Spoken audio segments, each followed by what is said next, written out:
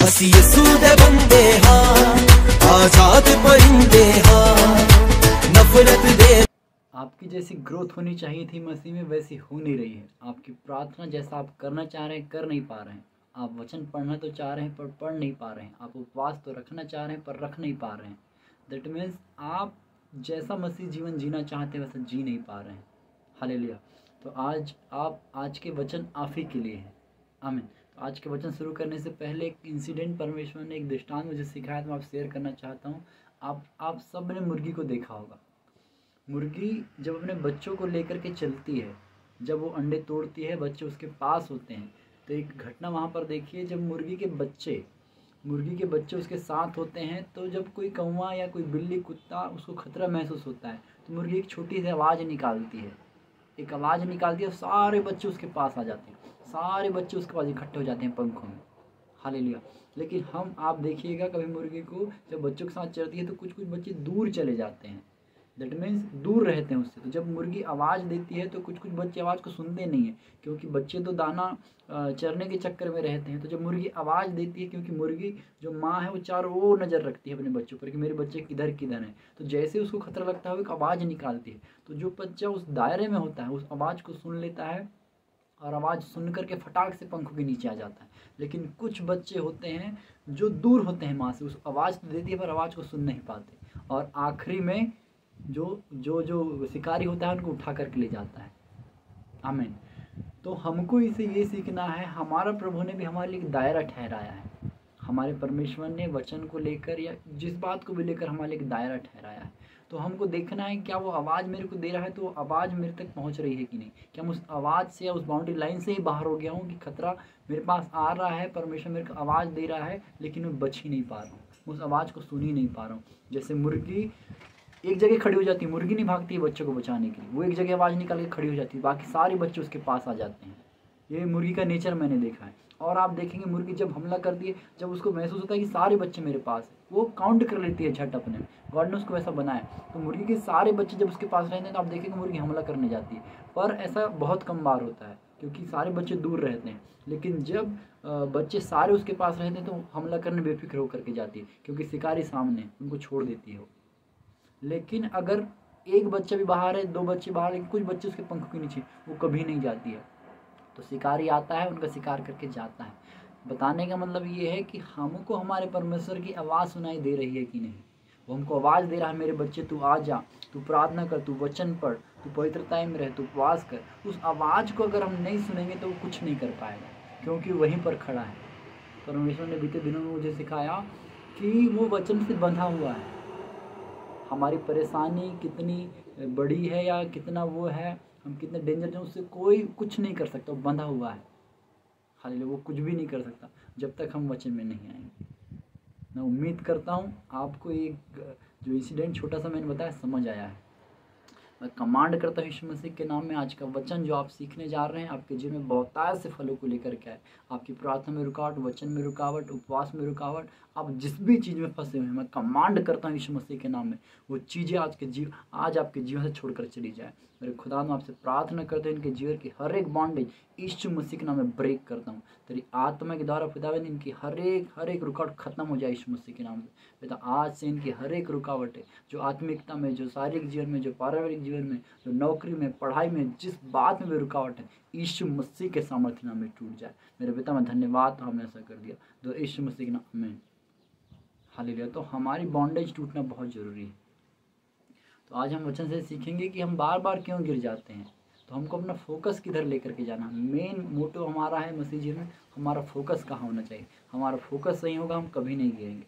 तो आइए हम एक घटना देखते हैं बाइबल में से। ये मत्ती की किताब 14 अध्याय आप निकाल सकते हैं। इसमें घटना है यीशु का पानी पर चलना। तो मैंने उसमें से 2-3 पद लिए हैं, तो मैं आपके लिए पढ़ता हूँ 28 पद को। सबसे पहले मत्ती 14 अध्याय उसका 28 पद। तब पतरस ने उससे कहा, प्रभु यदि तू ही है तो मुझे पानी पर चलकर अपने पास आने की आज्ञा दे। हालेलुया।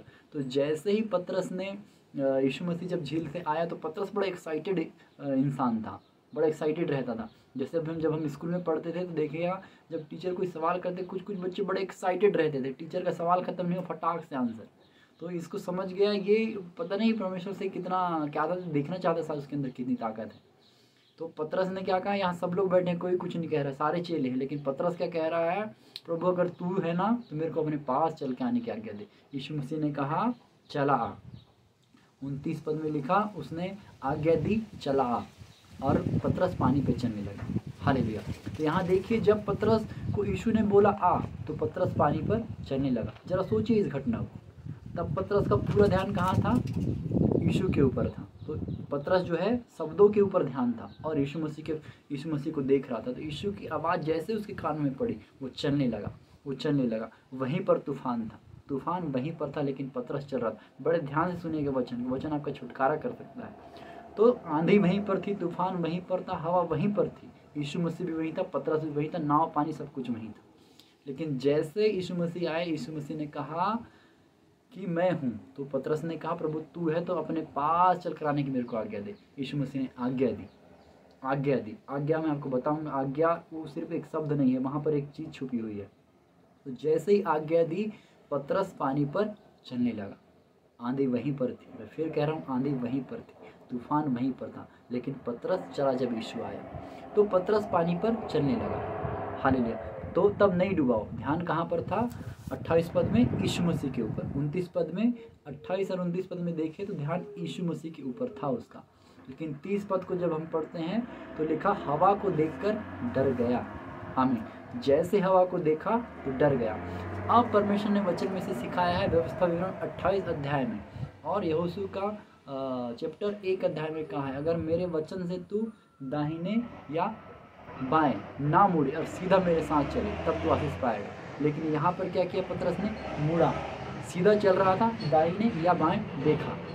अगर सीधा देखता तो यीशु मसीह के सब थे, लेकिन उसने मुड़ा तो क्या देखा, आंधी देखा। जैसे डर निकला, आंधी दिखी, तूफान दिखा, डर गया और डूबने लगा। यहाँ पतरस हवा से नहीं डूब रहा था, आपको पता है, पतरस हवा से नहीं डरा। पतरस यीशु को भूल गया, यीशु के शब्द को भूल गया कि यीशु मेरे साथ है और मैं चल रहा हूँ, वो सब कुछ भूल गया।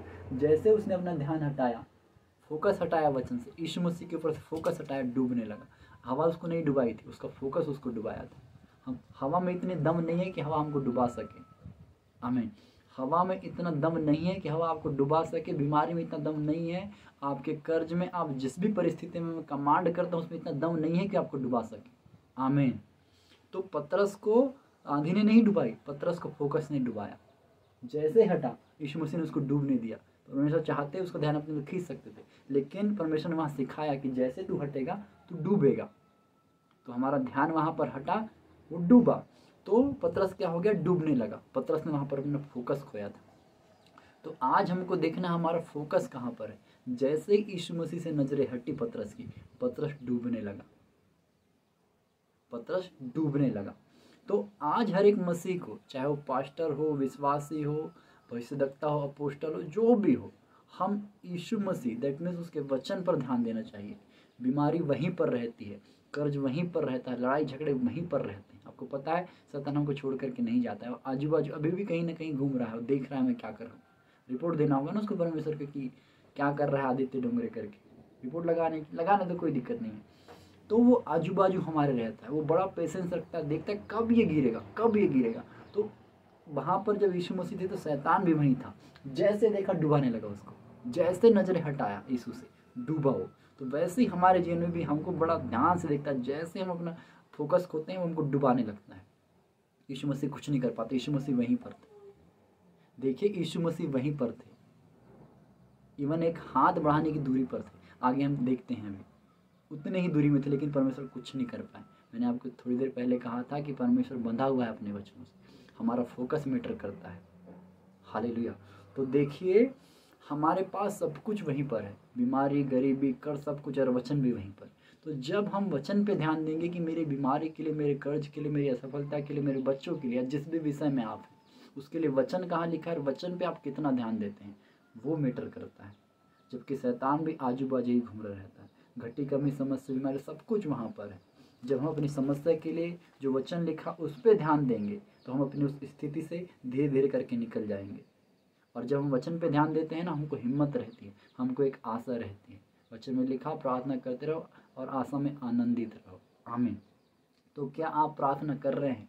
क्या आपने आशा धरी हुई है? अगर आशा धरी हुई है तो श्योर मेरा परमेश्वर बहुत जल्द आपके लिए काम करने आया है। अय्यूब के समान देखिए, अय्यूब के पास सब कुछ वहीं पर था, सब बीमारी, गरीबी, जो कुछ उसका छीन, सब कुछ, पर अय्यूब ने अपना भरोसा नहीं खोया। प्रार्थना किया उसने, परमेश्वर के वचन से नहीं हटा, अपने आप को चेक किया। आज हमको अपने आप को चेक करना है, क्या परमेश्वर के वचन के अनुसार मैं हूँ?